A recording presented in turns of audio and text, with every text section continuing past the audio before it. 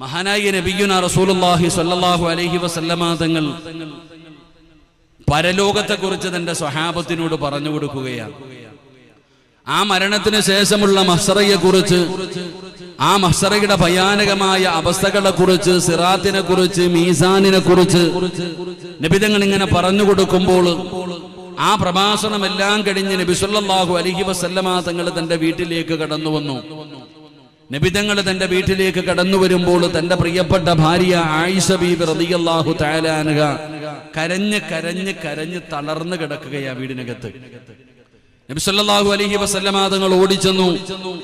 കരഞ്ഞ് കരഞ്ഞ് അവശതയായി കിടക്കുന്ന തന്റെ പ്രിയപ്പെട്ട ഭാര്യ ആയിഷ ബീബി റളിയല്ലാഹു തആല അൻഹയുടെ അടുക്കൽ ചെന്ന് നബി തങ്ങൾ പിടിച്ചുണർത്തി. എന്നിട്ട് നബി തങ്ങൾ ചോദിച്ചു, എന്തു പറ്റി ആയിഷ? എന്താണ് നീ കരയുന്നത്? വല്ലാതെ സങ്കടപ്പെടുന്നല്ലോ. അതിന്റെ കാര്യം എന്താണ്? അതിന്റെ കാരണം എന്താ? അള്ളാഹുവിന്റെ പ്രവാചകൻ സല്ലല്ലാഹു അലൈഹി വസല്ലമ തങ്ങൾ തന്റെ പ്രിയപ്പെട്ട ഭാര്യയായ ആയിഷ ബീബി റളിയല്ലാഹു തആല അൻഹ അവിടുന്ന് നബി തങ്ങൾ ചോദിക്കുമ്പോൾ ആയിഷ ബീബി പറഞ്ഞ മറുപടി, നബിയേ, അങ്ങ് പരലോകത്തെ കുറിച്ച് പറയുന്നത് കേട്ടപ്പോൾ, അങ്ങ് മഹ്ശറയെ കുറിച്ച് പറയുന്നത് കേട്ടപ്പോൾ ആ പറയുന്നത് കേട്ടിട്ട് പേടിച്ച് കരഞ്ഞതാ ഞാൻ. അങ്ങനെ കരഞ്ഞു കരഞ്ഞാണ് ഞാൻ, വല്ലാതെ കരഞ്ഞു കരഞ്ഞാണ് തളർന്നു വീണത്. നബി തങ്ങൾ തന്റെ പ്രിയപ്പെട്ട ഭാര്യയായ ആയിഷ ബീബി റളിയല്ലാഹു തആല അൻഹയെ പിടിച്ച് മടിയിൽ കിടത്തുകയാ. നബി തങ്ങൾ അതാ ആയിഷ ബീബിയുടെ കണ്ണുനീരിങ്ങനെ തുടച്ചു കൊടുക്കുകയാണ്. ആയിഷ ബീബി റളിയല്ലാഹു തആല അൻഹയെ മടിത്തട്ടിൽ പിടിച്ച് കിടത്തിയിട്ട് പ്രവാചകൻ അവിടുത്തെ കണ്ണുനീര് തുടച്ചു കൊടുക്കുന്നത് കണ്ടപ്പോ ആയിഷ ബീബി റളിയല്ലാഹു തആല അൻഹ ആ സ്നേഹ പ്രകടനങ്ങൾ കണ്ടപ്പോൾ അവിടുന്ന് ചോദിച്ചു, യാ റസൂലല്ലാഹ്, അല്ലാഹുവിന്റെ നബിയേ, എന്നോട് വല്ലാത്ത സ്നേഹമാണോ നബിയേ? എന്നെ വല്ലാത്ത ഇഷ്ടമാണോ നബിയേ? അല്ലാഹുവിന്റെ പ്രവാചകൻ സല്ലല്ലാഹു അലൈഹി വസല്ലമ തങ്ങൾ പറഞ്ഞു, ആയിഷ, എനിക്ക് നിന്നെ വല്ലാത്ത ഇഷ്ടമാണ് ആയിഷ, എനിക്ക് നിന്നോട് വല്ലാത്ത സ്നേഹമാണ് ആയിഷ. അല്ലാഹുവിന്റെ പ്രവാചകൻ സല്ലല്ലാഹു അലൈഹി വസല്ലമ തങ്ങൾ മറുപടി പറയുമ്പോ ആയിഷ ബീബി റളിയല്ലാഹു തആല അൻഹ ചോദിക്കുന്നു, യാ റസൂലല്ലാഹ്, അല്ലാഹുവിന്റെ നബിയേ, നാളെ പടച്ച റബ്ബിന്റെ പരലോകത്തേക്ക് കടന്നു വരുമ്പോൾ, അല്ലാഹുവിന്റെ കോടതിയിലേക്ക് കടന്നു വരുമ്പോ ഈ സ്നേഹം എന്നോട് കാണുമോ നബിയേ? ഈ സ്നേഹം എന്നോട് കാണിക്കുമോ നബിയേ? എന്നെ കണ്ട പരിചയം കാണിക്കുമോ നബിയേ? എന്നെ അവിടെ വെച്ച് കണ്ടാൽ എന്റെ കൈ പിടിക്കുമോ നബിയേ? അല്ലാഹുവിന്റെ പ്രവാചകനോട് തന്റെ പ്രിയപ്പെട്ട ഭാര്യയായ ആയിഷ ബീബി റളിയല്ലാഹു തആല അൻഹ ചോദിക്കുമ്പോ അതുവരെ സമാധാനിപ്പിച്ചുകൊണ്ടിരുന്ന നബി തങ്ങളുടെ കണ്ടടങ്ങളെ നിറയുകയാണ്. താടിരോമത്തിലൂടെ കണ്ണുനീരിങ്ങനെ ഒഴുകുകയാ. പ്രവാചകനിരുന്ന് കരയുന്നത് കണ്ടപ്പോ ആയിഷ ചോദിക്കുന്നു, യാ റസൂലല്ലാഹ്, അല്ലാഹുവിന്റെ നബിയേ, എന്തിനാ നബിയേ കരയുന്നത്? എന്ത് പറ്റി നബിയേ? ആയിഷ, നീ ചോദിച്ചത് വല്ലാത്ത ഒരു ചോദ്യമായി പോയി ആയിഷ. നീ ചോദിച്ചത് പരലോകത്തെ കുറിച്ചാ. അല്ലാഹുവിന്റെ പ്രവാചകൻ പറഞ്ഞു, സലാസത്തിന് 3 സ്ഥലമുണ്ട് ആയിഷ. അല്ലാഹുവിന്റെ കോടതിയിൽ 3 സ്ഥലങ്ങളുണ്ട്. ആ 3 സ്ഥലങ്ങളിലേക്ക് ജനങ്ങൾ എത്തിക്കഴിഞ്ഞ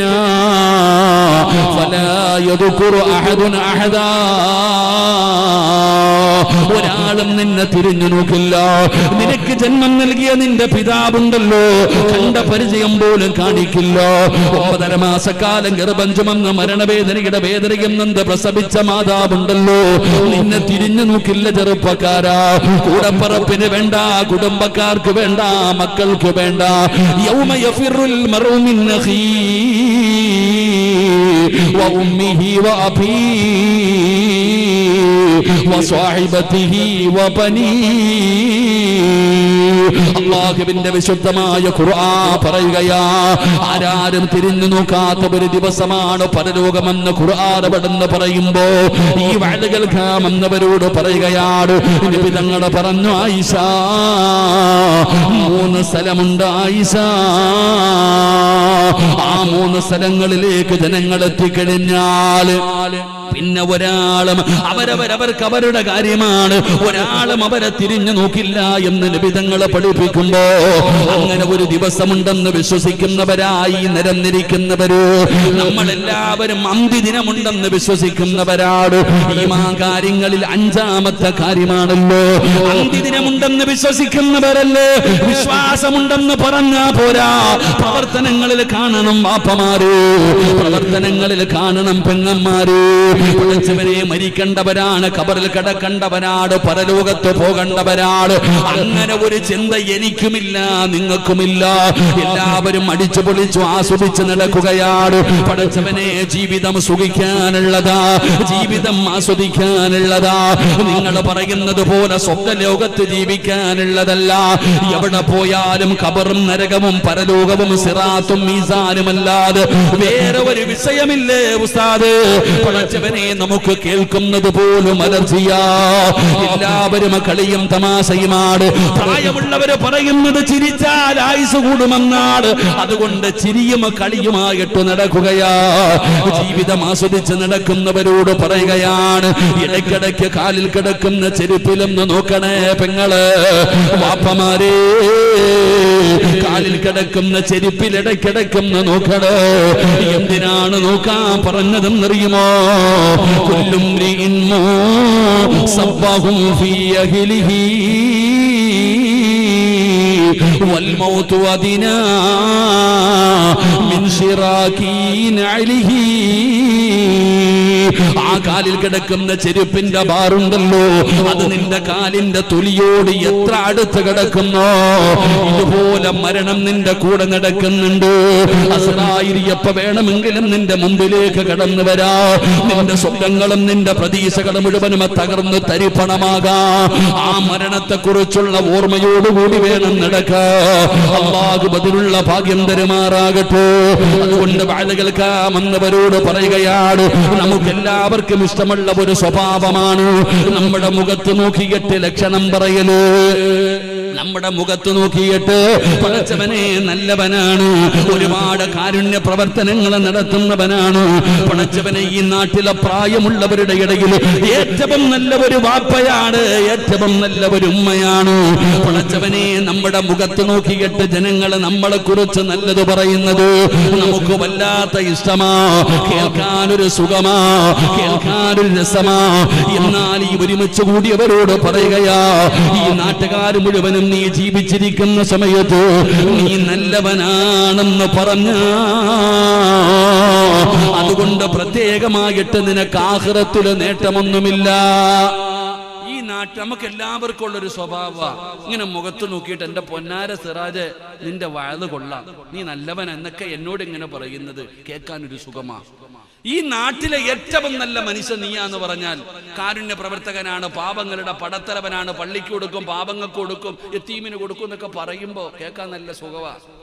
ഈ നാട്ടുകാരെ മുഴുവനും നീ നല്ലവനാണെന്ന് പറഞ്ഞിട്ട് നിനക്ക് ആഖിറത്തിൽ വല്ലതും കിട്ടാനുണ്ടോ? ഒന്നും കിട്ടാനില്ല, ഒരു മനസുഖം, അത്രേ ഉള്ളൂ. അള്ളാഹു നമുക്ക് ഈമാൻ നൽകുമാറാകട്ടെ.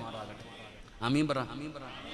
ഇപ്പൊ ഈ സ്വാഗതം പറയത്തില്ലേ, ഒരു നാട്ടിലൊരു പരിപാടി വെക്കുമ്പോ ചിലതിനെ വിളിച്ചേ പറ്റത്തുള്ളൂ, ഇല്ലെങ്കിൽ വലിയ ഫിത്നയാ. അങ്ങനെയുള്ള ചിലതിനെ വിളിച്ച് സ്റ്റേജിൽ കൊണ്ടുവന്നിരുത്തും. എന്നിട്ട് സ്വാഗതം പറയുന്ന ചങ്ങാത്തി പറയും, ഈ ഇരിക്കുന്ന മനുഷ്യൻ നല്ല മനുഷ്യനാ, പാവങ്ങൾക്ക് വാരിക്കോരി കൊടുക്കുന്നവനാ, പള്ളിക്ക് കൊടുക്കും, യതീമിങ്ങൾക്ക് കൊടുക്കും, അൽഹംദുലില്ലാഹ് എങ്ങനെ മാക്സിമം പൊക്കാൻ പറ്റുന്ന അത്ര പൊക്കും. ഈ പറയുന്നവനും അറിയാം, ഈ കേൾക്കുന്നവനും അറിയാം, ഇവ അറുത്ത കൈക്ക് പോലും ഉപ്പ് തേക്കാത്തവനാണെന്ന്. അള്ളാഹു കാക്കുമാറാകട്ടെ. ഓനൊരു യോഗ്യതയില്ലെന്ന് പറയുന്നവനറിയാൻ കേൾക്കണം. ഇതാ ഇന്നത്തെ സ്വാഗതം പറച്ചിലൊക്കെ. അപ്പൊ ഞാൻ പറയുന്നത്, നിങ്ങൾ ദുനിയാവിൽ ജീവിക്കുമ്പോൾ നീ നല്ലവനാ മഹാനാന്നൊന്നും പറയിപ്പിക്കുന്നതിലൊന്നുമില്ല. നബിതങ്ങൾ പറയുന്നു സല്ലല്ലാഹു അലൈഹി വസല്ലം, അല്ലാഹുവിന്റെ പ്രവാചകൻ സല്ലല്ലാഹു അലൈഹി വസല്ലമ തങ്ങൾ പറഞ്ഞു, മൻ നസിന അലൈഹി അർബഅതു ഖൈറാ വജബതു ലഹുൽ ജന്ന ഖാല നബിയുനാ റസൂലുള്ളാഹി. നബിതങ്ങൾ പറയാ, നിന്റെ മയ്യത്ത് കുളിപ്പിച്ചിട്ട് ഈ പള്ളി കൊണ്ടുവെക്കുമല്ലോ, നീ മരിക്കുമല്ലോ ഒരു ദിവസം, നമ്മളൊക്കെ മരിക്കുമല്ലോ. ഞാനും നിങ്ങളും മരിച്ചതിന് ശേഷം നിന്നെക്കുറിച്ച് 40,000 പേരല്ല, 4,000 പേരല്ല, 400 പേരല്ല, 4 പേര് നീ നല്ലവനാണെന്ന് അള്ളാഹുടെ മുമ്പിൽ സാക്ഷി പറഞ്ഞാൽ നിനക്ക് സ്വർഗം നിർബന്ധമാണെന്ന് ആദരവായ പ്രവാചകൻ നബി മുഹമ്മദ് മുസ്തഫ. അള്ളാഹു നമുക്ക് ഈമാൻ നൽകുമാറാകട്ടെ. നീ നല്ലവനാണെന്ന് എത്ര പേര് പറയണം? പറ, എത്ര പേര് പറയണം? 4 പേര് നീ നല്ലവനാണെന്ന് അള്ളാനോട് സാക്ഷി പറഞ്ഞ പ്രതിഫലം എന്താ? ഉറക്കെ പറ കാക്കാമാരെ, സ്വർഗമാ പ്രതിഫലം. നീ സ്വർഗത്തിൽ, നിനക്ക് നിർബന്ധ സ്വർഗം. നീ മരിച്ചു കഴിയുമ്പോ 4 പേര് പറയണം നീ നല്ലവനായിരുന്നു എന്ന്. നിങ്ങൾ കേട്ടോ, ഇരിക്കണ പെണ്ണുങ്ങളോട് ഞാൻ പറയുന്നു, നീ നല്ലവളായിരുന്നു എന്ന് 4 പേര് പറഞ്ഞാൽ നിനക്ക് സ്വർഗമുണ്ടെന്ന് നബിയുനാ റസൂലുള്ളാഹി. അല്ലാഹു നമുക്ക് ഈമാൻ നൽകുമാറാകട്ടെ. പറയോ? എന്താ വെടികൊണ്ടതുപോലെ ഇരിക്കണം? ഞാൻ ഇത് ആദ്യം പറഞ്ഞേ, എന്റെ കാര്യമാണ് ഞാൻ പറയുന്നതെന്ന്, നിങ്ങളുടെ കാര്യമല്ലാതെ. പറയോ? പറയോ? എല്ലാവർക്കും പ്രതീക്ഷയുണ്ട് പറയൂന്ന്, അല്ലേ? സാക്ഷി പറയുന്നവന് യോഗ്യതയുണ്ടാകണം. ഈ ഏതെങ്കിലും കഞ്ചാവ് അടിക്കുന്നവൻ പറഞ്ഞിട്ട് കാര്യമുണ്ടോ? എടാ, നിന്റെ കൂടെ നടക്കുന്ന, നിന്റെ വീടിന്റെ പരിസരത്ത് താമസിക്കണം നിന്റെ കുടുംബക്കാരൻ ഏതെങ്കിലും ഒരുത്തം പറഞ്ഞിട്ട് കാര്യമുണ്ടോ? ഉണ്ടോ താത്താമാരെ? തൊഴിലുറപ്പ് പണിക്ക് പോകുമ്പോഴും കൂടെ വരുന്നവരുടെ വേണ്ടല്ലോ, മേള കാണാനും പൂരം കാണാനും പോകുന്നവരോട് പറഞ്ഞിട്ട് കാര്യമുണ്ടോ? ഏതെങ്കിലും 4 പേര് പറഞ്ഞിട്ട് കാര്യമില്ല. സാക്ഷി പറയുന്നവന് യോഗ്യത ഉണ്ടാകണം. നിന്റെ മോളെ കല്യാണം കഴിച്ചപ്പോ റോഡേ പോയവനെയാണ് വിളിച്ച് സാക്ഷി നിർത്തിയേ? അല്ലല്ലോ. സാക്ഷി പറയുന്നവന് യോഗ്യത ഉണ്ടാകണം. അതുകൊണ്ട് ഏതെങ്കിലും 4 പേര് പറഞ്ഞാൽ പോരാ, പറയേണ്ട 4 പേര് പറയണം. അള്ളാഹു അവരെ കൊണ്ട് പറയിപ്പിക്കാൻ ഭാഗ്യം തരുമാറാകട്ടെ. അള്ളാഹു ഭാഗ്യം തരുമാറാകട്ടെ. അതുകൊണ്ട് ഞാനൊരു 4 പേരെ പറഞ്ഞു തരാം. എന്ത് കൊടുത്തിട്ടാണെങ്കിലും, ഗുരുവായൂർ ടൗണിൽ 1 സെന്റ് വാങ്ങിച്ചു കൊടുത്തിട്ടാണെങ്കിലും കുഴപ്പമില്ല, കൂടെ കൂട്ടിക്കോണം. വീട് കൊടുക്കണോ, പണം കൊടുക്കണോ, പൈസ കൊടുക്കണോ, എന്ത് വേണമെങ്കിലും കൊടുത്തോ. ഈ 4 പേരെ നീ റെഡിയാക്കി കൊള്ളണം. അള്ളാഹു ഭാഗ്യം തരുമാറാകട്ടെ. അള്ളാഹു ഭാഗ്യം തരുമാറാകട്ടെ. അപ്പൊ തുടങ്ങല്ലേ? അവനവൻ അപ്പന. അതാ ഞാൻ പറഞ്ഞ, അവനവന്റെ കാര്യം. ഹത്തീബിന്റെ ജോലി, എൻ്റെ ജോലി.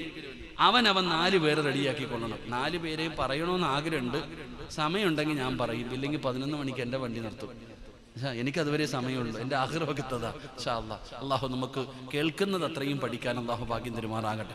മഹാനായി നബിയുനാ റസൂലുള്ളാഹി സല്ലല്ലാഹു അലൈഹി വസല്ലമ തങ്ങൾ ഒരിക്കൽ മസ്ജിദുൻ നബവിയിൽ ഇരിക്കുമ്പോൾ ഒരു സഹാബി പള്ളിയിൽ കയറി വന്നു. ഇവിടെ ഖതീബ് ചോദിക്കാറില്ലേ, ഹാജിയാരെ സുഖമാണോ? ഇതുപോലെ നബി തങ്ങൾ ഒരു സഹാബിയോട് ചോദിച്ചു, യാ ഫുലാൻ, ചങ്ങാതി ചോദിച്ചു, എനിക്ക് സുഖമാണോ? അപ്പൊ ചങ്ങാതി പറഞ്ഞു, അൽഹംദുലില്ലാഹ് ഖൈർ, അൽഹംദുലില്ലാഹ്, എനിക്ക് സുഖമാണ്, റാഹത്താ നബി. ആ ഒരു മറുപടി കേട്ടപ്പോൾ നബി തങ്ങൾ പറഞ്ഞു, അള്ളാഹു നിനക്ക് ബർക്കത്ത് ചെയ്യട്ടെ എന്ന് ദുആ ചെയ്തു. രണ്ടാമതൊരു കാക്ക പുറകെ കയറി വന്നു. ആ രണ്ടാമത് വന്ന ആളോടും ചോദിച്ചു, സുഖമാണോ? നിങ്ങൾ പറഞ്ഞതുപോലെ എന്തോ പറഞ്ഞോ ചങ്ങാതി, ഖൈറാണ് നബിയെ, സുഖമാണ് നബിയെ, റാഹത്താണ് നബി. അപ്പൊ നബി തങ്ങൾ ചിരിച്ചൊന്നും മിണ്ടിയില്ല.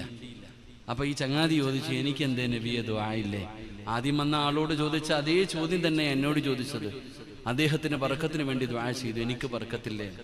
അപ്പോഴാ പറഞ്ഞത്, നീ ഒരു അൽഹംദുലില്ലാ പറഞ്ഞിരുന്നെങ്കിൽ എത്രയോ നല്ലതായിരുന്നു എന്ന് നബിയുനാ റസൂലുള്ളാഹി. ഇനി പറ, സുഖമാണോ? സുഖമാ? എനിക്ക് തോന്നിയതല്ലല്ലോ, സുഖല്ലേ? ഇതിന്റെ ആദ്യം പറയാന് അതാണ് നമ്മള് പഠിച്ചാ പോരാ, ജീവിതത്തിൽ കുറച്ചൊക്കെ ചെയ്യണം. അള്ളാഹു ഭാഗ്യം തരുമാറാകട്ടെ. സുഖല്ലേ? അപ്പൊ ഒരറിവ് പഠിച്ചില്ലേ? ഇനി മുതൽ ആര് ചോദിച്ചാൽ എന്ത് പറയണം? അൽഹംദുലില്ലാ. കച്ചവടമൊക്കെ എങ്ങനെയുണ്ട്? കുടുംബജീവിതമൊക്കെ എങ്ങനെയുണ്ട്? എല്ലാവരുടെ കയ്യിൽ പൈസയൊക്കെ ഉണ്ടോ? കള്ളം പറയരുത്. പൈസ ഉണ്ടല്ലോ എന്ന് ചോദിക്കുമ്പോ തന്നാ മതി. അൽഹംദുലില്ലാ. ഇനി ഇതൊന്നും പറയത്തില്ലല്ലോ, ഉണ്ടെന്ന് നിങ്ങൾ തന്നെ പറഞ്ഞല്ലോ. തത്തമാരെ പൈസയൊക്കെ ഇല്ലേ? അൽഹംദുലില്ലാ. അല്ലാഹു ബർക്കത്ത് ചെയ്യുമാറാകട്ടെ. എന്റെ പ്രിയപ്പെട്ട സഹോദരങ്ങളെ, മഹാനായ ആദരവായ പ്രവാചകൻ നബി മുഹമ്മദ് മുസ്തഫ സല്ലല്ലാഹു അലൈഹി വസല്ലമ തങ്ങൾ 63ാമത്തെ വയസ്സിൽ പരിശുദ്ധമായ റബീഉൽ അവ്വൽ 12 തിങ്കളാഴ്ച സുബഹി നമസ്കാരം കഴിഞ്ഞപ്പോൾ അല്ലാഹുവിന്റെ പ്രവാചകൻ സല്ലല്ലാഹു അലൈഹി വസല്ലമ തങ്ങൾ ഈ ലോകത്തോട് വിട പറഞ്ഞു. പ്രവാചകന്റെ മരണവാർത്ത എന്റെ പ്രിയപ്പെട്ടവരെ അറിയുന്നവർ നിലവിളിക്കുകയാണ്. കാട്ടുതീ പടരുന്നത് പോലെ മദീന മുഴുവനും അല്ലാഹുവിന്റെ പ്രവാചകൻ സല്ലല്ലാഹു അലൈഹി വസല്ലമ തങ്ങളുടെ മരണവാർത്ത അറിഞ്ഞു. ആ മരണവാർത്ത അറിയുന്നവർ മുഴുവനും, ആണാകട്ടെ പെണ്ണാകട്ടെ, കുട്ടികളാകട്ടെ ചെറുപ്പക്കാരാകട്ടെ പ്രായമുള്ളവരാകട്ടെ, എല്ലാവരും ഈ മരണവാർത്ത അറിയുമ്പോൾ അവരുടെ വീടിനകത്ത് നിന്ന് നിലവിളിച്ചുകൊണ്ട് ഓടുകയാണ്. എല്ലാവരും മസ്ജിദുൻ നബവിയിലേക്ക് ഓടുകയാണ്. എല്ലാവരും അല്ലാഹുവിന്റെ പ്രവാചകൻ സ്വല്ലല്ലാഹു അലൈഹി വസല്ലമ തങ്ങളുടെ വീട്ടിലേക്ക്, നബി തങ്ങളുടെ പള്ളിയിലേക്ക് എല്ലാവരും നിലവിളിച്ചുകൊണ്ട് ഓടുകയാണ്. ഒരു നാട് മുഴുവനും കരയുകയാണ്.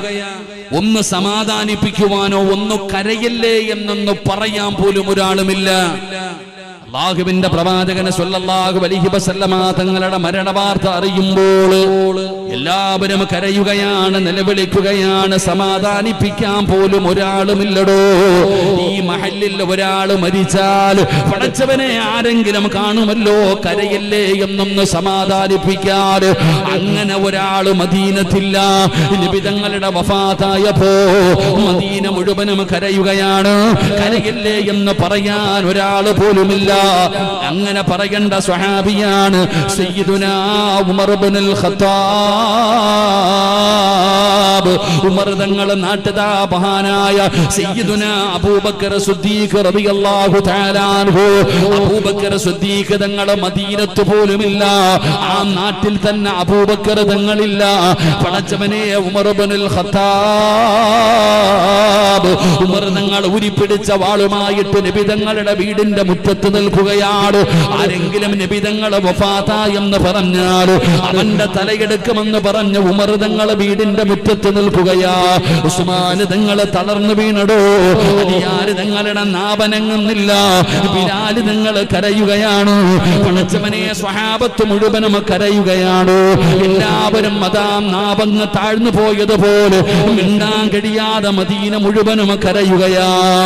എന്റെ പ്രിയപ്പെട്ടവരെ, തിങ്കളാഴ്ച രാവിലെയാണ് നബി തങ്ങൾ വഫാത്തായത്.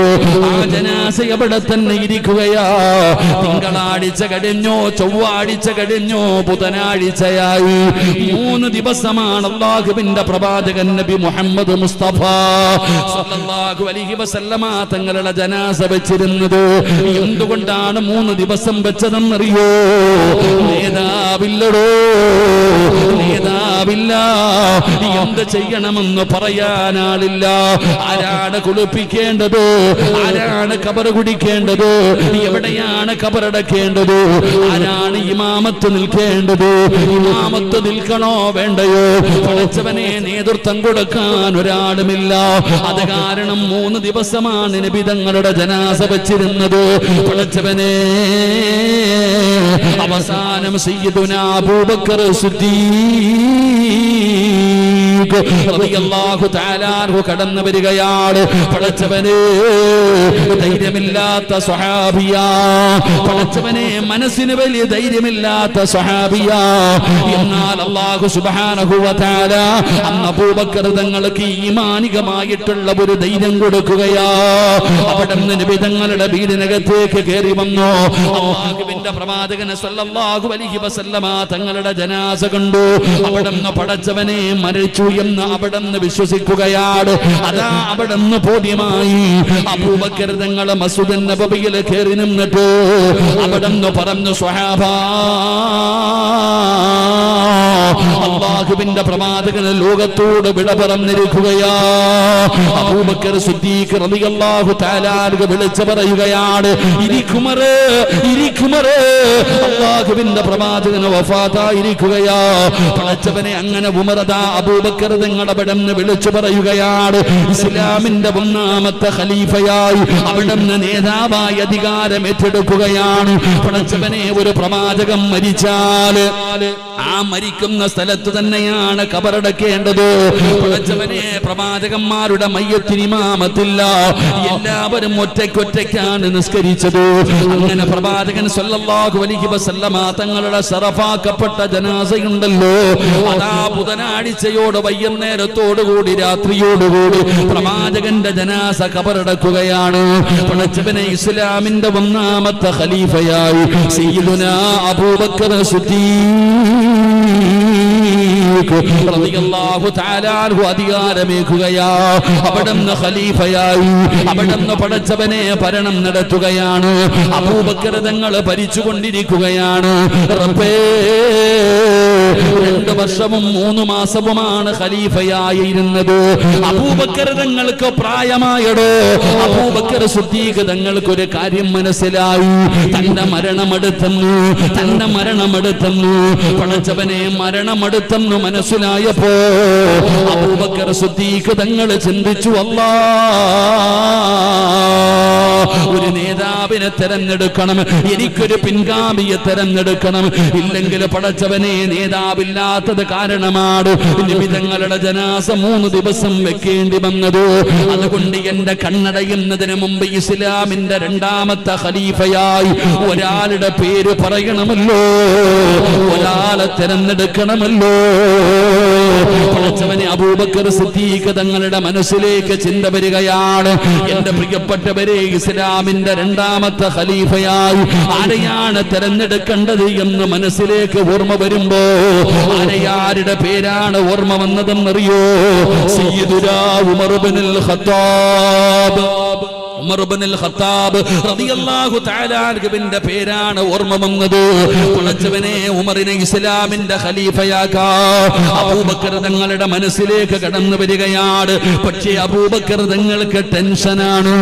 എന്തുകൊണ്ടാണ് ടെൻഷൻ എന്നറിയോ? അല്ലാഹുവേ, ഉമറിനെ എനിക്ക് വലിയ പരിചയമില്ല. ഉമർ നബി തങ്ങളുടെ മുമ്പിൽ വരാറുണ്ട്, സാധാരണ കാണുന്നത് പോലെ കാണാറുണ്ട്. അല്ലാഹുവേ, പരസ്യമായി നോക്കിയാൽ ഉമർ നല്ലവനാണ്, പരസ്യമായി നോക്കിയാൽ ഉമർ അല്ലാഹുവിനെ പേടിയുള്ളവനാണ്. എന്നാ രഹസ്യമായ ജീവിതത്തിൽ ഉമർ അല്ലാഹുവിനെ പേടിയുള്ളവനാണോ അല്ലയോ എനിക്കറിയില്ലല്ലോ. രഹസ്യ ജീവിതത്തിൽ ഉമർ ആരാണെന്ന് എനിക്കറിയില്ലല്ലോ. അതുകൊണ്ട് ഉമർ രഹസ്യമായ ജീവിതത്തിലും നല്ലവനാണെന്നറിഞ്ഞാലല്ലോ ഇസ്ലാമിന്റെ ഖലീഫയാക്കാൻ കഴിയൂ. അതുകൊണ്ട് ഉമറിന്റെ സ്വഭാവം എന്താണെന്നറിയാ തീരുമാനിച്ചു. അങ്ങനെ എന്ത് ചെയ്തെന്നറിയോ? ഉമർ തങ്ങളുടെ ഏറ്റവും അടുത്ത ഫ്രണ്ടാണ് സയ്യിദുനാ ഉസ്മാൻ ഇബ്നു അഫ്ഫാൻ. ഉസ്മാൻ ഇബ്നു അഫ്ഫാൻ റളിയല്ലാഹു തആല അൻഹു അബൂബക്കർ തങ്ങൾ ഉമർ തങ്ങളുടെ ഏറ്റവും അടുത്ത ഫ്രണ്ടാണ്.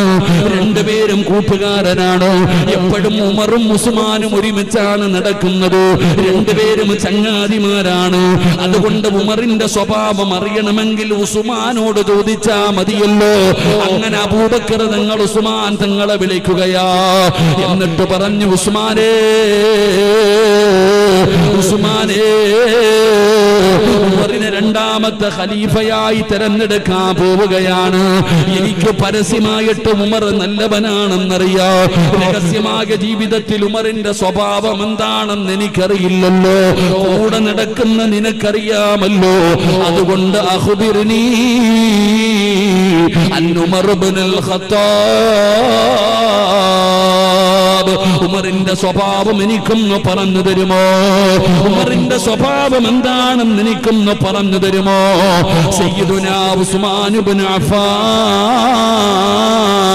റളിയല്ലാഹു തആല അൻഹു പറഞ്ഞ മറുപടി എന്തെന്നറിയുമോ? വല്ലാഹി ഇന്ന സരീറതഹു ഖൈറൻ മിൻ അലാനിയാ. നിന്റെ കൂട്ടുകാരന്റെ സ്വഭാവം എന്താണെന്ന് എനിക്ക് പറഞ്ഞു തരുമോ? ഉസ്മാൻ തങ്ങൾ പറയുകയാണ്, വല്ലാഹി ഇന്ന സരീറതഹു ഖൈറൻ മിൻ അലാനിയാ.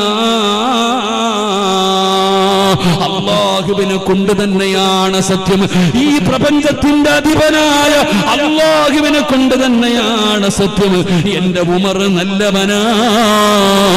രഹസ്യമായ ജീവിതത്തിൽ ഉമർ അല്ലാഹുവിനെ ഭയന്ന് ജീവിക്കുന്നവനാ. ധൈര്യമായിട്ട് ഖലീഫയാക്കാ, ധൈര്യമായിട്ട് ഇസ്ലാമിന്റെ അധികാരം കൊടുക്കാ. ഞാനാണ് സാക്ഷി പറയുന്നത്, ഞാനാണ് സാക്ഷി പറയുന്നത്. മഹാനായ ഉസ്മാൻ ഇബ്നു അഫ്ഫാൻ റളിയല്ലാഹു തആല അവിടുന്ന് പറഞ്ഞു കൊടുക്കുമ്പോ കേൾക്കാൻ വന്നിരിക്കുന്ന മുസ്ലിമേ,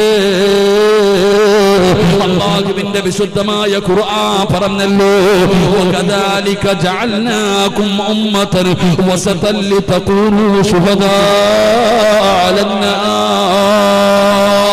അല്ലാഹുവിന്റെ വിശുദ്ധമായ ഖുർആൻ അവിടെന്ന് പറയുമ്പോ ഈ വഅദ് കേൾക്കാൻ ഒരുമിച്ച് കൂടിയവരോട് പറയുകയാണ്, നീ മരിച്ചു കഴിഞ്ഞ അല്ലാഹുവിനോട് നീ നല്ലവനാണെന്ന് സാക്ഷി പറയേണ്ട ഒന്നാമത്തെ ആൾ ആരാണെന്നറിയോ? നിന്റെ കൂടെ നടക്കുന്ന നിന്റെ കൂട്ടുകാരനാ, നിന്റെ ഫ്രണ്ടാ, നിന്റെ ചങ്കാണെന്ന് നബി മുഹമ്മദ് മുസ്തഫ സല്ലല്ലാഹു അലൈഹി വസല്ലമ തങ്ങൾ പറയുന്നു, നീ നല്ലവനാണെന്ന് പറയേണ്ട ഒന്നാമത്തെ ആള് നിന്റെ കൂടെ രാവും പകലും നടക്കുന്ന നിന്റെ ഫ്രണ്ട് തന്നെയാ. അള്ളാഹു നമുക്ക് ഈമാൻ നൽകുമാറാകട്ടെ. അല്ലാഹ് ഈമാൻ നൽകുമാറാകട്ടെ. പറയൂ, നമ്മുടെ ഫ്രണ്ട് പറയോ നമ്മൾ നല്ലവനാണെന്ന്? നമ്മൾ ഓരോരുത്തരും ചിന്തിക്കണം, നമ്മുടെ കൂട്ടുകാരൻ പറയുമോ, നിന്റെ കൂട്ടുകാരി പറയുമോ അള്ളാന്റെ മുമ്പിൽ വന്നിട്ട് റബ്ബേ ഇവള് നല്ലവളാ, ഞാൻ സാക്ഷി നിൽക്കുന്നു എന്ന് പറയൂ? പറയില്ല. കാരണം നിന്റെ എല്ലാ സ്വഭാവവും അവൻ അറിയാം. നീ ഒന്ന് പിണങ്ങി നോക്കിക്കേ.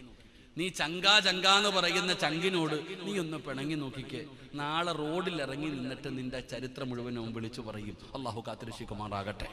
അള്ളാഹു നമ്മളെ കാത്തിരക്ഷിക്കുമാറാകട്ടെ. എന്റെ പ്രിയപ്പെട്ട സഹോദരങ്ങളെ, കൂട്ടുകാരൻ പറയണം നീ നല്ലവനാണെന്ന്. നമുക്ക് അങ്ങനെ ഒരു കൂട്ടുകാരൻ ജീവിതത്തിൽ ഒരിക്കലെങ്കിലും സുബഹി നിസ്കരിച്ചിട്ടുണ്ടോ എന്ന് നിന്റെ ചങ്ക് ചോദിച്ചിട്ടുണ്ടോ? ഏതെങ്കിലും ഒരു കൂട്ടുകാരൻ എടാ സുബഹി നിസ്കരിച്ചോ, ഇന്ന് 5 വഖത്ത് നിസ്കരിച്ചോ, ഖുർആൻ കൈകൊണ്ടെങ്കിലും തൊട്ടോ ചോദിച്ചോ? നിന്റെ ഏത് ഫ്രണ്ടാ പെങ്ങളെ ഉമ്മയുണ്ട് ഞാൻ ചുക്കട്ടെ, ജീവിതത്തിൽ ആരെങ്കിലും നിന്നോട് ചോദിച്ചിട്ടുണ്ടോ റജബ് കഴിഞ്ഞു ഷാബാൻ ഒരു നോമ്പെങ്കിലും പിടിച്ചോ? ആരാ നിന്നോട് ചോദിക്കുന്നത്? നമ്മുടെ കൂട്ടുകാരൻ. എടാ കൂട്ടുകാരൻ നല്ലവനാകണം. നിന്നെ വീടി വലിക്കാൻ പഠിപ്പിച്ച ആരാ? പാപ്പായാണോ? അല്ല, ചങ്കല്ലേ.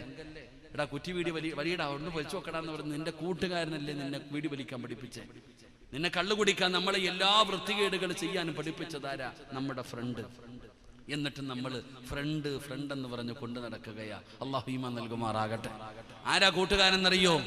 നമ്മൾ കൂട്ടുകാർക്ക് വേണ്ടി എന്തും ചെയ്യാൻ തയ്യാറാകും. എന്റെ പ്രിയപ്പെട്ടവരെ, എന്ത് ത്യാഗം ചെയ്യാനും ഞാനും നിങ്ങളും തയ്യാറാകുമല്ലോ. എന്നാ ഫ്രണ്ട് എന്ന് പറഞ്ഞാൽ ആരാ? ചങ്ങാതി എന്ന് പറഞ്ഞാൽ ആരാ? കൂട്ടുകാരെന്ന് പറഞ്ഞാൽ ഏതുപോലെ ഇരിക്കണമെന്നറിയോ? ഉഹദിന്റെ രണാങ്കണത്തിൽ യുദ്ധം നടക്കാൻ പോവുകയാണ്. ഉഹദിന്റെ രണാങ്കണത്തിൽ യുദ്ധം നടക്കുന്നതിന്റെ തലേ ദിവസമുണ്ടല്ലോ, മഹാനായ അബ്ദുല്ലാഹ് ഇബ്നു ജഹ്ശ് റളിയല്ലാഹു തആല അൻഹു, അബ്ദുല്ലാഹ് ഇബ്നു ജഹ്ശ് എന്ന് പറഞ്ഞ സ്വഹാബിയുണ്ടല്ലോ, തന്റെ വീട് വിട്ട് വെളിയിലേക്ക് ഇറങ്ങുകയാണ്. ഫ്രണ്ടിന്റെ വീട്ടിലേക്ക് പോവുകയാണ്. സഅദ് ഇബ്നു അബീ വഖാസ് എന്ന് പറയുന്ന തന്റെ ചങ്ങാതിയുടെ വീട്ടിൽ ചെന്നിട്ട് രാത്രിയിൽ വിളിക്കുന്നു, വാടാ സഅദ്, ഇറങ്ങി വാ സഅദ്. സഅദ് ഇബ്നു അബീ വഖാസ് റളിയല്ലാഹു തആല അൻഹുവിനെ വീടിനകത്ത് നിന്ന് വിളിച്ചിറക്കുകയാ. ഗാനമേളയ്ക്ക് പോകാനായിരുന്നില്ല, പൂരപ്പറമ്പിലൂടെ കറങ്ങാനായിരുന്നില്ല, കണ്ടുകുടിക്കാനോ കഞ്ചാവടിക്കാനോ കാമുകിയുടെ വീട്ടിൽ പോകാനായിരുന്നില്ല, കടത്തിണ്ണയിൽ പോയി 1 മണി വരെ ഇരിക്കാനായിരുന്നില്ല. വാടാ സഅദ്. സഅദ് ഇബ്നു അബീ വഖാസ് എന്ന് പറയുന്ന തന്റെ കൂട്ടുകാരനെ വിളിച്ചിറക്കുകയാണ്. മുതുപെടുക്കടാ സഅദ്. രണ്ടുപേരും മുതുപെടുക്കുകയാണ്. എന്നിട്ട് പടച്ചവനെ മുസല്ല എടുത്തുകൊണ്ട് ആരാരുമില്ലാത്ത ഒരു ഭാഗത്ത് പോയിരിക്കുകയാ. രണ്ടുപേരും നിസ്കരിച്ചോ, രണ്ടുപേരും നിസ്കരിച്ചു. എന്നിട്ട് അബ്ദുല്ലാഹ് ഇബ്നു ജഹ്ശ് തങ്ങൾ പറഞ്ഞു, സഅദ്, നേരം വെളുത്തു കഴിഞ്ഞാൽ നമ്മൾ രണ്ടുപേരും ഉഹദിന്റെ രണാങ്കണത്തിലേക്ക് പോവുകയാണ്. തിരിച്ചു വരുമോ ഇല്ലയോ എന്നറിയില്ലല്ലോ, ഇനി കാണുമോ ഇല്ലയോ എന്നറിയില്ലല്ലോ. അതുകൊണ്ട് അവസാനത്തെ രാത്രിയാണല്ലോ. എടാ സഅദേ, നിനക്ക് വേണ്ടത് നീ അല്ലാഹുവിനോട് ദുആ ചെയ്യൂ. ഞാൻ ആമീൻ പറയാ. എനിക്ക് വേണ്ടത് ഞാൻ പറയാ. എനിക്ക് വേണ്ടി നീ ദുആ ആമീൻ പറയണോ? രണ്ടുപേരും സമ്മതിക്കുകയാണ്. സഅദ് ഇബ്നു അബീ വഖാസിനോട് പറഞ്ഞു, നീ ദുആ ചെയ്യാറ്. സഅദ് ഇബ്നു അബീ വഖാസ് തങ്ങൾ പടച്ചവനോട് ദുആ ചെയ്യുകയാ. അല്ലാഹുവേ, നാളെ ഉഹദിന്റെ രണാങ്കണത്തിലേക്ക് ഞാൻ ചെല്ലുമ്പോ എന്നെക്കാളും ആരോഗ്യമുള്ള, എന്നെക്കാളും യോദ്ധാവായ ഒരു നേതാവിനെ എനിക്ക് എതിരാളിയായി തരണേ അല്ലോ. ഒരു യോദ്ധാവിനെ വേണം എനിക്ക് എതിരാളിയായി തരാറ്. എനിക്കവനെ എന്റെ വാളുകൊണ്ട് പരാജയപ്പെടുത്തണം തമ്പുരാന്. എനിക്കതിനുള്ള അവസരം തരണേ തമ്പുരാന്. പടച്ചവനോട് സഅദ് ഇബ്നു അബീ വഖാസ് തങ്ങൾ ദുആ ചെയ്യുകയാണ്. പറയുകയാണ്, കൂട്ടുകാരിൽ നിന്ന് ആമീൻ പറയുകയാണ്. അതാ അബ്ദുല്ലാഹ് ഇബ്നു ജഹ്ഷ് തങ്ങൾ പറഞ്ഞു, സഅദ് ഇനി ഞാൻ ദുആ ചെയ്യാൻ പോവുകയാ, നീ ആമീൻ പറയണേ, ഇഖ്ലാസോട് കൂടി ആമീൻ പറയണേ. അബ്ദുല്ലാഹ് ഇബ്നു ജഹ്ഷ് തങ്ങൾ പറഞ്ഞു, അല്ലാഹ് നാളെ ഉഹദിന്റെ രണാങ്കണത്തിലേക്ക് പോകുമ്പോ എന്നെക്കാരും ആരോഗ്യമുള്ള, എന്നെക്കാരും യോദ്ധാവായ പടച്ചവനെ കരുണയില്ലാത്ത ഒരുത്തനെ വേണം എനിക്ക് എതിരാളിയായി തരാറ്. അവൻ മനുഷ്യത്വമില്ലാത്തവനായിരിക്കണം തമ്പുരാന്. അവൻ എന്റെ കാല് മുറിക്കണേ അല്ലാ, എന്റെ കൈ മുറിക്കണേ അല്ലാ, എന്റെ മൂക്ക് മുറിച്ച് മാറ്റണേ അല്ലാ, എന്റെ ചെവി മുറിച്ചെടുത്തിട്ട് ഉഹദിന്റെ രണാങ്കണത്തിൽ അവന് കെട്ടി തൂക്കണേ അല്ലാ. അവന് കരുണയില്ലാത്തവനാകണം തമ്പുരാന്. അബ്ദുല്ലാഹ് ഇബ്നു ജഹ്ഷ് തങ്ങൾ ദുആ ചെയ്യുകയാണ്. സഅദ് ഇബ്നു അബീ വഖാസ് എന്ന് പറയുന്ന ഫ്രണ്ടിരുന്ന് ആമീൻ പറയുകയാ. രണ്ടുപേരും സലാം പറഞ്ഞ് പിരിഞ്ഞടോ. ഉഹദിന്റെ രണാങ്കണത്തിലെ യുദ്ധം കഴിഞ്ഞു. വൈകുന്നേരമായപ്പോ സഅദ് ഇബ്നു അബീ വഖാസ് പറയുന്നു, അൽഹംദുലില്ലാഹ്, നാദാ എന്റെ ദുആ സ്വീകരിച്ചല്ലോ. നേതാവിനെയാണ് സഅദ് ഇബ്നു അബീ വഖാസ് തങ്ങൾ അവിടെ നിന്ന് വധിച്ചത്. അതുകൊണ്ട് തന്റെ ദുആ സ്വീകരിച്ചു. ഇനി സഅദ് ഇബ്നു അബീ വഖാസിന് അറിയേണ്ടത് ചങ്ങാതിയെ കുറിച്ചാ, തന്റെ കൂട്ടുകാരനെ കുറിച്ച് അറിയാൻ ഓടുകയാ. ഉഹദിന്റെ രണാങ്കണത്തിലൂടെ ഓടുകയാണ്. പടച്ചവനെ ഓടിച്ചെല്ലുമ്പോ അബ്ദുല്ലാഹ് ഇബ്നു ജഹ്ഷ് തങ്ങൾ മരണത്തോട് മല്ലടിച്ചുകൊണ്ട് കിടക്കുകയാ. അടുത്തേക്ക് ഓടിച്ചെന്നു. കൈ മുറിച്ചിട്ടുണ്ട്, കാല് മുറിച്ചിട്ടുണ്ട്, മൂക്ക് മുറിച്ചിട്ടുണ്ട്, ചെവി മുറിച്ചിട്ട് ഇങ്ങനെ നൂലിൽ ഇങ്ങനെ കെട്ടിക്കിട്ടിരിക്കുകയാ. അബ്ദുല്ലാഹ് ഇബ്നു ജഹ്ഷ് തങ്ങൾ പറഞ്ഞു, സഅദ് അല്ലാഹുവിന്റെ മുമ്പിൽ ചെല്ലുമ്പോ എനിക്ക് പറയാ, കൈ കൊടുത്തെന്ന്, കാല് കൊടുത്തെന്ന്, ചെവി കൊടുത്തെന്ന്, മൂക്ക് കൊടുത്തെന്ന് എനിക്കെന്റെ റബ്ബിനോട് പറയാമല്ലോ. നീയാണടാ സാക്ഷി സഅദ്. എനിക്ക് വേണ്ടി അല്ലാഹുവിനോട് നീ സാക്ഷി പറയണേ, എനിക്ക് വേണ്ടി നീ അല്ലാഹുവിനോട് സാക്ഷി പറയടോ. സഅദ് ഇബ്നു അബീ വഖാസ് എന്ന് പറയുന്ന തന്റെ കൂട്ടുകാരനോട് പറയുമ്പോ കേൾക്കാമെന്നവരോട് പറയുന്നു, വാപ്പാ ഒരു നല്ല ഫ്രണ്ടിനെ തെരഞ്ഞെടുക്കണേ, ഒരു നല്ല കൂട്ടുകാരനെ തെരഞ്ഞെടുക്കണേ. എന്താണ് പ്രതിഫലമെന്നറിയോ? മഹാനായ ആദരവായ പ്രവാചകൻ നബി മുഹമ്മദ് മുസ്തഫ സല്ലല്ലാഹു അലൈഹി വസല്ലമ തങ്ങൾ പറയുകയാ, നാളെ ഒരു സിംഹാസനം കൊണ്ടുവരികയാണ്. അല്ലാഹുവിന്റെ മുമ്പിലേക്ക് പരലോകത്തൊരു സിംഹാസനം കൊണ്ടുവരികയാണ്. ആ സിംഹാസനത്തെ കുറിച്ച് നബി തങ്ങൾ വിശദീകരിച്ചു കൊടുക്കുമ്പോ സ്വഹാബത്ത് ചോദിക്കുന്നു, യാ റസൂലല്ലാഹ്, അല്ലാഹുവിന്റെ നബിയേ, അത് പ്രവാചകന്മാർക്ക് കിട്ടുന്ന പദവിയാണോ? നബി തങ്ങൾ പറഞ്ഞു, അല്ല. സുഹദാക്കൾക്ക് കിട്ടുന്ന പദവിയാണോ? നബി തങ്ങൾ പറഞ്ഞു, അല്ല. പ്രവാചകന്മാര് കൊതിക്കുകയാണ്, സുഹദാക്കൾ കൊതിക്കുകയാണ്. ആ പദവിയൊന്നു ലഭിക്കാൻ, ആ സിംഹാസനത്തിലൊന്നിരിക്കാൻ അല്ലാഹുവിന്റെ അമ്പിയാക്കന്മാര് പോലും സുഹദാക്കൾ പോലും കൊതിക്കും. സ്വഹാബാ, നബി തങ്ങൾ ഇത് പറയുമ്പോ അല്ലാഹുവിന്റെ പ്രവാചകനോട് ചോദിക്കുന്നു, യാ റസൂലല്ലാഹ്, അല്ലാഹുവിന്റെ നബിയേ,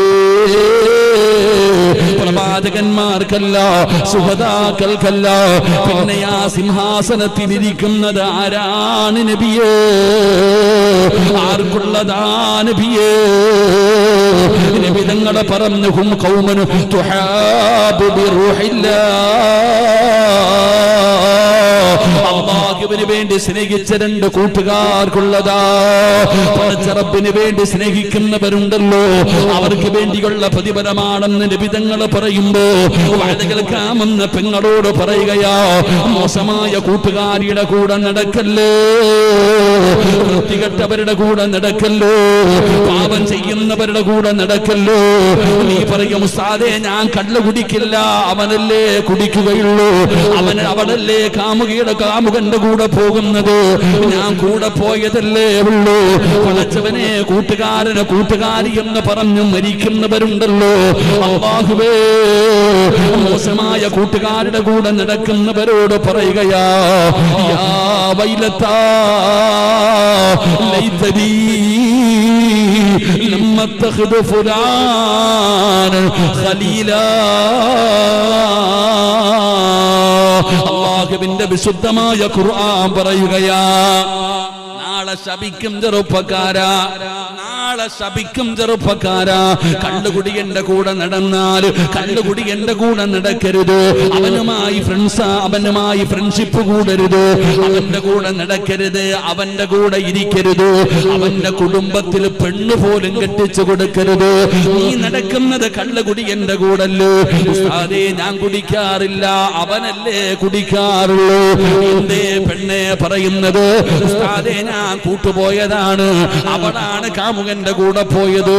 എന്റെ പെങ്ങളെ, ഏത് വൃത്തികേട് ചെയ്യാനും കൂട്ടു നിൽക്കുന്ന ചെറുപ്പക്കാരികളോട് പറയുകയാ, നാളെ കരയും മോള്. യാ വൈലത്താ ലൈതനീ ലം അത്തഖിദു ഫുലാനൻ ഖലീലാ. ഇവളുടെ കൂടെ കൂടാതിരുന്നെങ്കിലോ, ഇവന്റെ കൂടെ കൂടാതിരുന്നെങ്കിലോ ശപിക്കുമടാ ചെറുപ്പക്കാരാ. എന്റെ ഉപ്പമാരോട് പറയുകയാണ്, അല്ലാഹുവിനെ മറന്ന് നടക്കുന്നവന്റെ കൂടെ കൂട്ടുകൂടല്ലോ.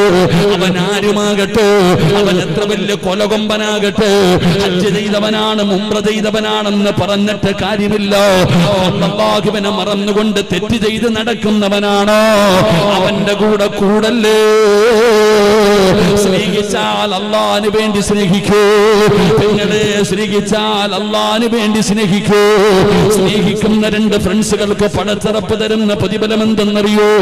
ഇസ്രാഫീൽ എന്ന് പറയുന്ന മലക്ക് സൂറെന്ന് പറയുന്ന കാഹളത്തിലോ രണ്ടാമത് മൂടുന്ന ദിവസമുണ്ടല്ലോ, പള്ളിപ്പറമ്പിലെ കബറിനകത്ത് നിന്ന് എഴുന്നേറ്റ് വരുന്ന ഒരു ദിവസമുണ്ടല്ലോ. തുണിയില്ലാതെ ആണുങ്ങളും പെണ്ണുങ്ങളുമല്ല ായിട്ട് പടച്ചവനെ പട്ടികയുടെ കോലത്തിൽ, പന്നിയുടെ കോലത്തിൽ, കഴുതിയുടെ രൂപത്തിൽ, പേപ്പട്ടിയെ പോലെ വരുന്നവർ, നടന്നു വരുന്നവർ, ഇടഞ്ഞു വരുന്നവർ, മുഖത്ത് മാംസമില്ലാത്തവർ, കുഷ്ഠരോഗികളെ പോലെ വരുന്നവർ, അല്ലാഹുവിന്റെ പരലോകത്ത് കൊടുതുണിയില്ലാതെ ഞാനും നിങ്ങളും എഴുന്നേറ്റ് വരുന്ന ഒരു ദിവസമുണ്ടല്ലോ. മോനെ ചെമ്പിന്റെ തറയിലാ നിൽക്കുന്നത് വാപ്പാ, എല്ലാവരും നിൽക്കുന്നത് ചെമ്പിന്റെ തറയിലാ. രണ്ട് ഭൂമി അല്ലാഹു അങ്ങ് പരത്തുകയാണ്, ഞാനും നിങ്ങളും ഇങ്ങനെ ചെമ്പിന്റെ മുകളിൽ ഇങ്ങനെ നിൽക്കുകയാണ്. തുണിയില്ലടോ, പടച്ചവനെ ചൂടാണെന്ന് പറയുന്നില്ലോ. ഉസ്താദേ വല്ലാത്ത ചൂടാണ്, വല്ലാതെ ശരീരം വിയർക്കുന്ന ഉസ്താദേ. ഞാനും നിങ്ങളും പറയുന്നല്ലോ, 15 കോടി 15 ലക്ഷം കിലോമീറ്റർ മുകളിലാണ് സൂര്യൻ നിൽക്കുന്നത്.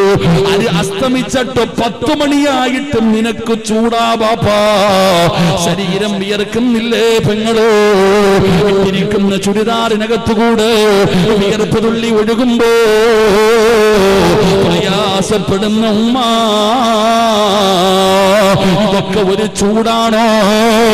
ഇതൊക്കെ ഒരു ചൂടാണോ? ഇതൊക്കെ ഒരു വിയർപ്പാണോ?